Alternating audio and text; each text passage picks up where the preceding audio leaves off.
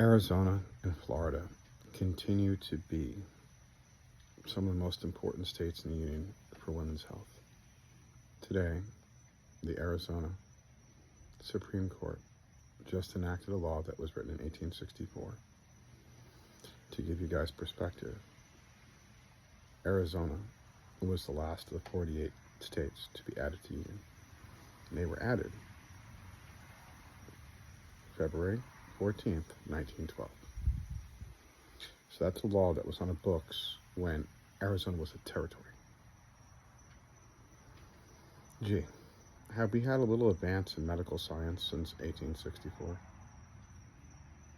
Because last time I checked, they were using chloroquine to knock people out at that point. Chloroform. I don't think we do that anymore. So I'm saying pretty much that law's not relevant. Now, the Attorney General of Arizona, who won the Attorney General seat by less than 250 votes over a Republican, said that she will not use that law and not enforce that law.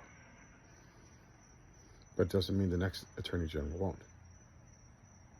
This is why voting is important. In Florida, Ron DeSantis is most unhappy and most dissatisfied that both marijuana and abortion will be on the ballot. Now, they both need 60% to get enshrined in the state constitution.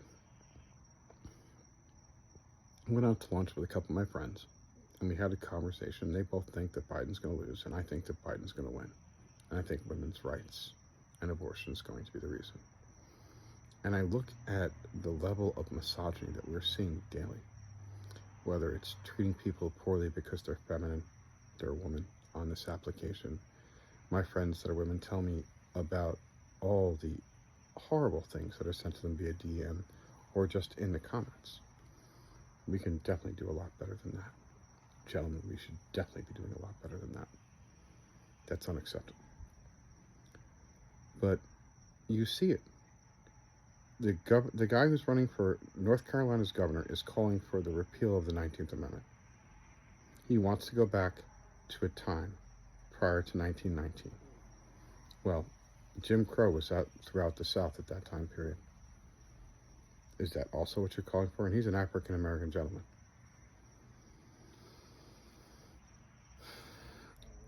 In my state, they've taken 1.3 million people off the voter rolls, the GOP has done,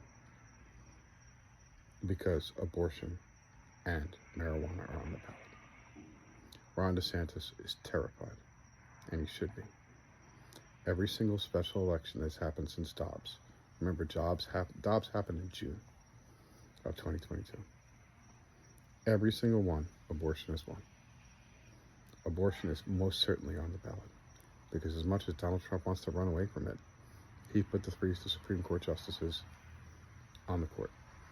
And all these Republican governors who are putting in these medieval abortion laws, if Donald Trump called up and said, don't do that, they would stop. They're scared of Donald Trump.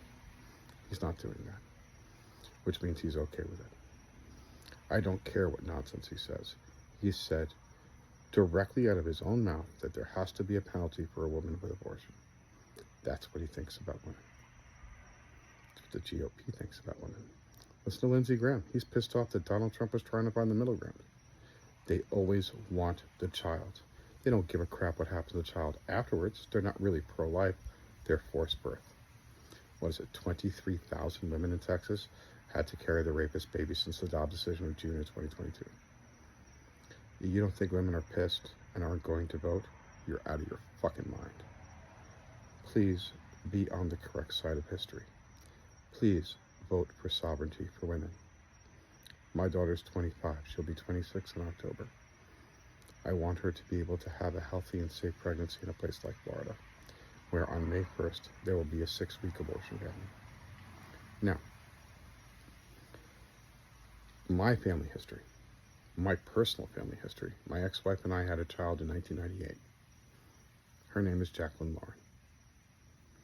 Now, my ex-wife carries a gene called Tay-Sachs. It comes from Eastern European Jews. And it kills male children in pregnancy. Her mother had a pregnancy in 1969 that was a boy, that was a stillborn. her in 71, and her another brother in 74, stillborn. So in order to make sure that didn't happen to my spouse in 1998, we got an amniocentesis done in 9 weeks, which is anyone who's been pregnant recently knows is still really, really early, so that we could make a decision on whether or not to keep the baby. Now, Jacqueline Lauren is my daughter's name, but we had picked out a boy's name, Matthew Ryan. That's 1998. I still remember that. That's how serious this conversation was. And you're taking that conversation out of the doctor's hands and putting it into a politician's. And those rooms are too fucking small for someone like Rick Scott or Ron DeSantis to be in there with you and your spouse, talking about your family and possibly growing it, or not, depending on the circumstances. Please remember to vote true and vote blue. The women in your life will thank you if you do.